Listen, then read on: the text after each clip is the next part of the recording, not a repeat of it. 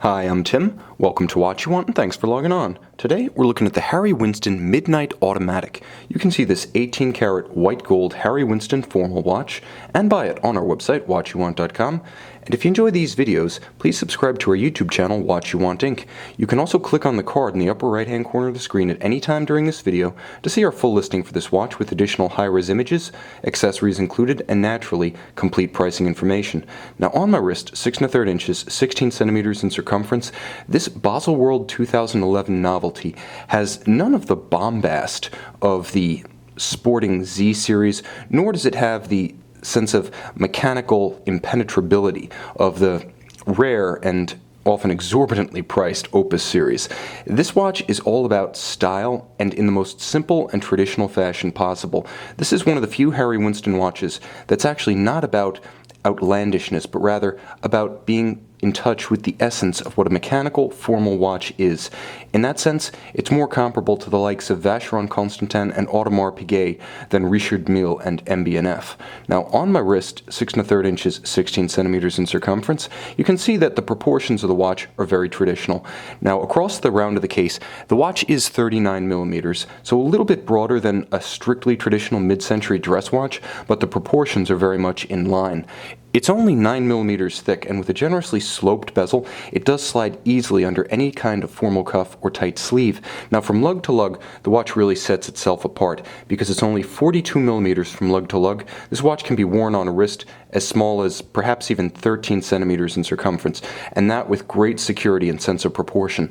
Now, because it is a white gold timepiece, it does have impressive heft to it. You know you're not wearing a steel or titanium watch, and it's matched with a wonderful strap which is both beautifully made with monotone stitched rectangular black alligator leather, and you can also see that it's wonderfully flexible, although it does have semi-conforming spring bars, so visually it looks very nicely integrated, minimal daylight between strap and case. Nevertheless, those strap ends are not pinned against the flanks of the case, so if you do want to pull the straps down and around a smaller wrist, you can do so without any kind of obstruction. Now, it's paired with a beautifully traditional, nicely finished, and fairly substantial matching Harry Winston white gold pin buckle. It's important to note that Harry Winston is a very complete watchmaker.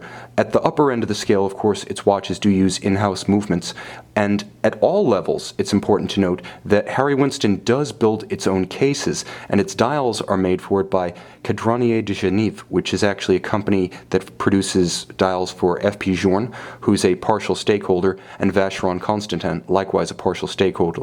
So this whole watch, case by Harry Winston, dial by Cadronier, and of course movement by Gerard Perregaux, has impeccable high horology provenance.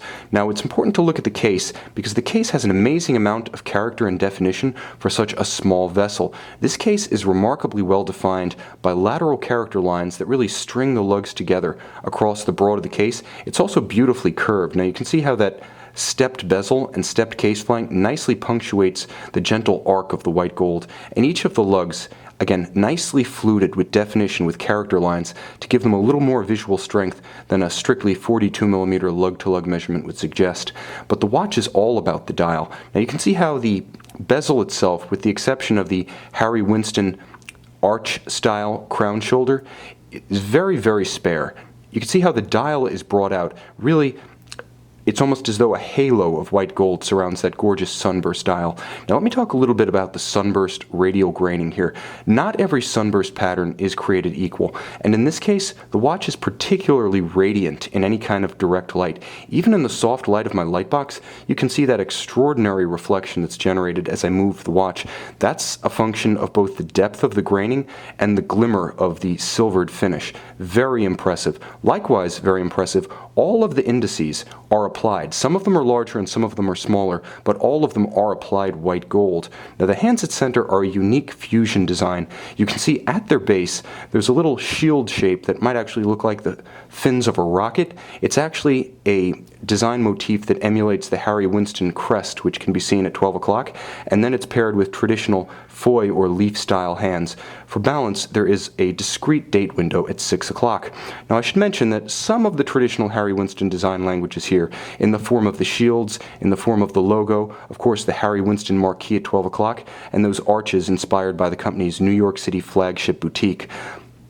But everything is very discreet. This is about as far from an Opus 11 as you can get, and that's a good thing. Now on the case back, you can see the movement. This is a modified Girard-Perregaux 3300, here doing business as the Harry Winston 1019. Now it's a robust unidirectional winder that has very efficient winding mechanism borne on unlubricated ceramic bearings. It is 26 joule. It does feature hacking seconds, so when you pull the crown, you stop the balance and you can precisely synchronize the watch. Even though it lacks the seconds hand, it does retain that mechanical refinement, and should the watch run down, it does have a quick set function as well. Now, this is a very slim movement. At 3.28 millimeters thick, you can see how it enables that slim case profile. It's in the class of something like a Jaeger-LeCoultre caliber 891 or a Zenith Elite. They're all in that class of ultra-thin automatic winding movements, often used as tractor calibers in complications. You can see that this one's nicely finished with an 18-karat skeletonized winding rotor. You can also see gorgeous linear Côte de Genève across the bridges, and then on the base plate, surrounding the entire movement and of course the entire track of the winding mass, there's a gorgeous even and tight perlage pattern, very nicely done, as are the chamfered and polished screws. Very handsome, actually far more elaborate than the central persona of the watch, which is driven by this very traditional dial, the slim profile, and the quintessential dress watch air or character that just exudes from every orifice of this watch. This is as good as it gets if you want a traditional dress timepiece. Substantial in the hand, elegant on the wrist, with case, dial, and movement all hailing from the highest of the high horology realm. You can see this Harry Winston Midnight Automatic and buy it on our website, watchyouwant.com.